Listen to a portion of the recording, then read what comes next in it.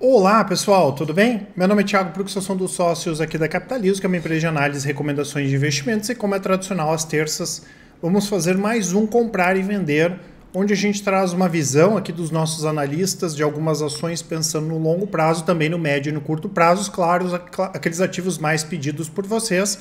Então não esqueçam de colocar aqui nos comentários quais aquelas ações que vocês queiram que nós comentemos aí na semana que vem. Já deixo claro o convite para quem não é inscrito se inscrever no canal e para quem gostar do vídeo dar um like e compartilhar. Quando nós falarmos aqui, né, pessoal, sobre longo prazo, médio e curto prazos, né, não efetivamente nós estamos falando em recomendações, então ninguém vai sair comprando e vendendo de acordo com o que a gente coloca em vídeo, né? Acho que é sempre importante dar esse aviso. E eu lembro que quando a gente fala de longo prazo, é baseado nas estratégias de longo prazo da Capitalismo. Então a gente tem renda fixa, fundos imobiliários e as carteiras como dividendos, micro small caps, carteira Thiago Prux, que são todas carteiras de longo prazo, baixo giro, aí com 10 minutos por mês, o investidor consegue tranquilamente acompanhar e manter suas carteiras atualizadas. E como vocês já viram no título e agora, os ativos que a gente vai comentar com uma visão de longo prazo, Sanepar, né, que é sempre bastante pedida, e também a PetroRio.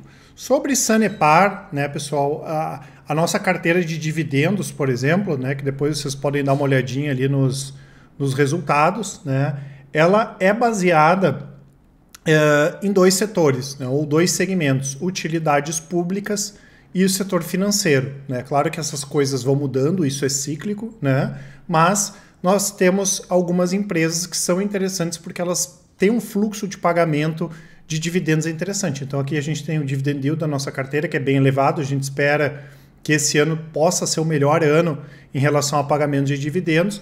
E essas empresas que trabalham com utilidades públicas, especialmente o setor elétrico e o setor de saneamento, são ótimas empresas nesse sentido, né?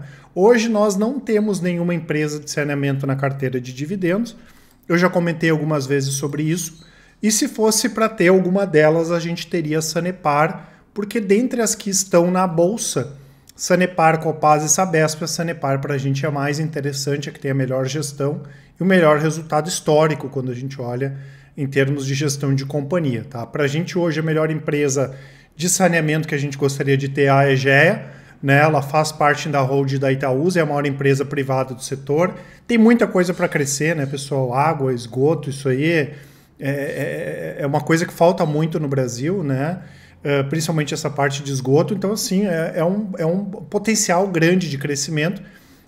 Mas, por outro lado, eu já comentei algumas vezes que as regras do setor elas são muito novas, né? O marco do saneamento recém foi aprovado, as empresas estatais dificilmente vão conseguir aproveitar alguma coisa disso, enquanto a gente tem setores como o elétrico, que as regras já vêm sendo definidas desde a época do Fernando Henrique, a gente já tem uma participação de empresas privadas maior do que nesse setor, tanto que se a gente olhar o setor elétrico deve ser um dos melhores, né? Se não o melhor em termos da quantidade de boas empresas, né? Claro que ambos os setores têm riscos, principalmente relacionados à questão de ingerência, e as empresas de saneamento acabam sofrendo mais ainda, né? Tanto que semana passada, por exemplo, a gente teve uma série de reajustes para distribuidoras, geradoras de energia aí pelo Brasil afora, e as empresas de saneamento estão minguando em relação a essa questão do aumento de tarifação, né? Porque aumentou muito os custos nos últimos anos. Pô, olha, o Unipar, por exemplo, está ganhando de dinheiro com cloro, com soda. Isso aumentou demais, né? Então, empresas que utilizam, por exemplo, cloro, né, como é o caso dessas empresas de saneamento, o custo aumentou para caramba e as empresas não estão conseguindo repassar custo, né? Então, essa questão é bastante complexa, né? E a tendência é isso não melhorar aí nos próximos trimestres, pelo menos, tá? Então a gente continua entendendo que por esse contexto atual e pelo contexto histórico, né, o setor elétrico em utilidades públicas é mais interessante que o setor de saneamento e ele dá mais opcionalidades, né? Tem energia solar, energia eólica, né? A gente vai ter uma participação maior e pode ter uma participação inclusive de empresas do setor elétrico como a Equatorial, né, atuando mais fortemente na parte de saneamento. Então a gente vê aqui no momento, pouca atratividade aí pensando hoje e também pensando no longo prazo, né? Porque a gente tem que fazer escolhas, né? Quando a gente monta uma carteira. Alguns ativos vão entrar na carteira e outros não. Alguns não vão entrar na carteira porque simplesmente a gente não acompanha. E outros a gente vai ter que escolher. Não, eu quero esse, eu quero aquele. Então a gente continua preferindo as empresas do setor elétrico. Obviamente, para quem gosta de Sanepar, como eu falei, é a melhor do setor. E apesar disso, né, de toda essa... do que a empresa sofreu com crise hídrica, né, quando começou a se falar em crise hídrica o ano passado, o estado do Paraná já vinha chovendo pouco nos últimos anos, né? A questão da crise também foi complicada, além, claro, disso que eu comentei, da questão aí do não aumento de repasses da mesma forma que deveria ter esses aumentos de tarifa. Ainda assim, a empresa consegue divulgar bons resultados, né?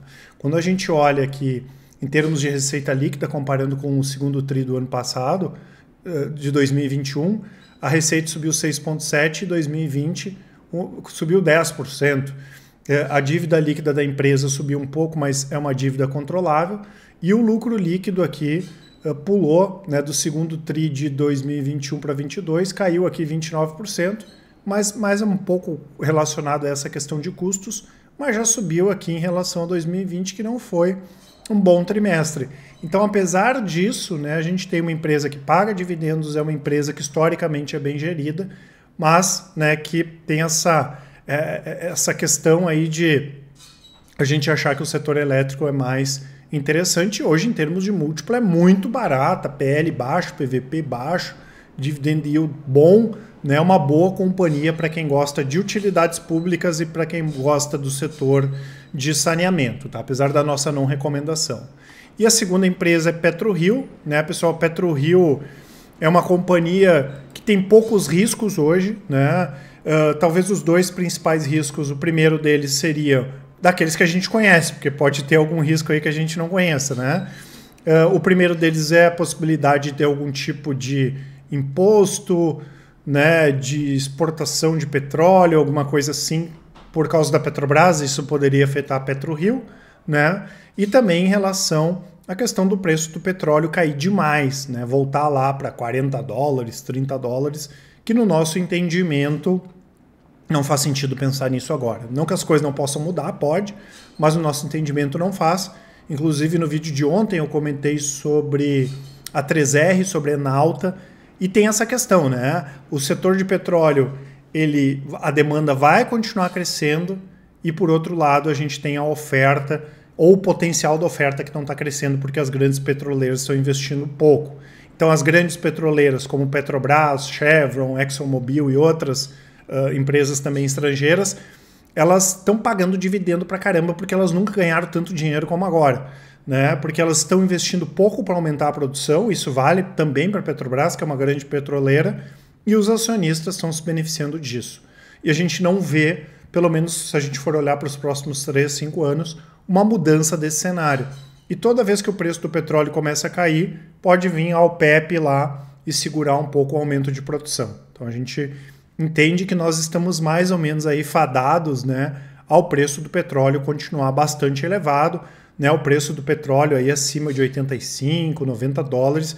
A maior parte das empresas, isso hoje está acima disso, mas a maior parte das empresas ganha muito dinheiro. Claro que isso não é uma tendência reta, né, ela tem essa variação, mas muito dificilmente a gente teria aquele cenário que o que aconteceu em 2020, né, que foi o ápice do Covid. Se a gente tiver amanhã uma situação parecida, pode ser que aconteça, mas é muito difícil disso acontecer novamente. Então, quando a gente olha em petroleiras grandes, o bacana é pagamento de dividendos, como é o caso da própria Petrobras, né? Apesar da gente preferir outras petroleiras maiores ao invés da Petrobras. Mas vale a pena por isso, porque o momento é bom e a empresa investe pouco e está lavando a égua.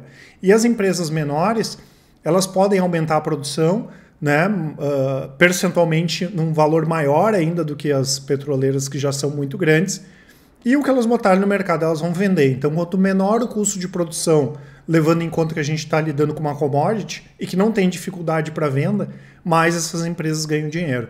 A gente sabe que tem 3R, que tem PetroRecôncavo também, né, são empresas muito interessantes, mas o processo, o estágio da PetroRio é bem mais avançado, né? E para quem não lembra, a PetroRio é a antiga HRT, que era uma empresa de petróleo que quase quebrou porque ela não comprava esses poços como a PetroRio comprou da Petrobras, que são poços que têm risco baixo de exploração, porque a atividade de exploração é muito arriscada porque ela é muito cara. Né? O que a HRT fazia? Se meteu na Namíbia, Amazonas e dava poço seco direto, coisa que com a PetroRio agora não tem mais acontecido. Então, à medida que a empresa vai se reajustando cada vez mais ela vai ganhar dinheiro. É um negócio, como eu falei, tem muito mais chance de retorno do que risco, pelo menos olhando hoje o cenário aí dos próximos anos. E é justamente isso que a empresa está fazendo. Aqui a gente tem a posição de caixa da empresa, que vem crescendo aqui desde o primeiro trimestre de 2020 até agora. Esses aqui são os 3 principais gráficos, né? Aqui tem a questão da dívida em relação ao EBITDA, que é importante também. A produção, aumentando a produção crescente, né? Então ela vai tirando mais dos próprios campos e também vai adicionando novos campos. Aqui também desde 2020. E aqui o custo de produção, né? O custo de produção em 2018 foi $44 pelo barril e agora já está aí em $11, tá? E tem campos, poços ali que é até menos do que isso aqui. Ou seja, né, a PetroRio está fazendo o dever de casa. Né? Então a gente acha bastante interessante esse case aqui de PetroRio para o longo prazo, mas por ser de um setor cíclico, a gente tem que ficar muito de olho também nas mudanças de preço do petróleo e nas mudanças do setor, mas hoje, né, a gente não teria muita preocupação em relação a isso. E por outro lado, né, a Sanepar, como eu comentei, a gente, se fosse para ter alguma do setor de saneamento, a gente teria a Sanepar, mas preferimos hoje em utilidades públicas empresas do setor elétrico. Né? Eu vou deixar aqui para vocês, pessoal, antes da gente entrar nos gráficos, o cupom, né, em homenagem ao Warren Buffett, fazendo 92 anos, o maior investidor aí de todos os tempos, que dá 30%, até 30% de desconto na nossa assinatura completa, que além dessas estratégias aqui de longo prazo, carteira diversificada, fundos imobiliários, renda fixa, criptos, tem aqui, né, as nossas estratégias de médio e curto prazos. Swing trade, rastreador, né, e cada uma tem um objetivo diferente. Swing trade, 2 a 10 dias, rastreador, 3 a 6 meses e assim por diante. A gente explica, claro, como o investidor faz para seguir essas estratégias. Lembrando que as estratégias de longo prazo, aí com 10 minutos por mês o investidor consegue acompanhar, e as de médio e curto prazos, fora day trade, o investidor precisa de 10 minutos por dia para acompanhar, né, as informações, o cupom já aplicado, todos aqui na descrição, assim como os nossos contatos, né, o WhatsApp e o e-mail. Qualquer dúvida, vocês entrem em contato com a gente. Em termos gráficos, tá, pessoal, a Sanepar a gente comentou algumas vezes, nós não estamos posicionados na Sanepar para o médio prazo, nem para o curto prazo, mas ela rompeu aqui esse canal de baixa que vinha desde 2020, chegou a acumular uma baixa aqui de 51%. Tá? Eu comentei já que aqui seria interessante para compra e a venda seria só abaixo dos 17,30, né, dos 17,20, fechando e confirmando o preço abaixo desses valores. Tá? Então hoje, por exemplo, ela fechou aqui a 17,24. Né? Então estaria próximo de encerrar a operação, a gente teria um prejuízo na operação. Hoje ela estaria com em torno aí de 7% de prejuízo se a gente tivesse entrado. E normalmente a gente espera a confirmação, rompimento desse patamar de preço, mais um dia, por exemplo, na estratégia de médio prazo. E hoje a gente não estoparia, a gente esperaria perder esses 17,20, pelo menos 2 dias ali a trabalhar abaixo desse valor. Né? E caso ela volte a subir, não confirme, porque esse ponto aqui é muito forte, esse ponto aqui é o que a gente chama de suporte. Quanto mais o preço bater aqui, maior a perspectiva dele subir. Caso ela não rompa para baixo, suba 2, 3 dias, pode dar oportunidade de compra novamente. Tá? E a PetroRio está em tendência de alta, né? Não tenho que mexer na PetroRio nesse momento. No longo prazo ela está em tendência de alta, a gente tem essa linha de referência aqui que ela inclusive está longe dessa linha aqui. E por outro lado, né, a gente tem uma zona de resistência, né, que ela já bateu algumas vezes aqui na casa dos 28,90. Nós estamos posicionados em PetroRio para o médio prazo e por enquanto o que nós estamos fazendo? Só acompanhando, né, porque não tem nenhum indicativo para venda nem para compra aqui nesses patamares de 26, 27 reais. É muito longe aqui de baixo, o último fundo dela que é na casa dos 20 e também muito próximo aqui dos 29, que seria uma zona como eu falei, que a gente chama de resistência pelo gráfico. Então, o Sanepar estaria próximo ao stop, mas se ela recuperar 2, 3 dias, já estaria interessante para compra. E PetroRio não, teria que aguardar mais aqui, né? Talvez chegando mais próximo ali aos R$29, reduzir um pedaço da posição. Mas quem está comprado não tem o que fazer nesse momento, mantém em carteira pensando no médio prazo e pensando para compra, né? Não tem possibilidade de compra nesse momento.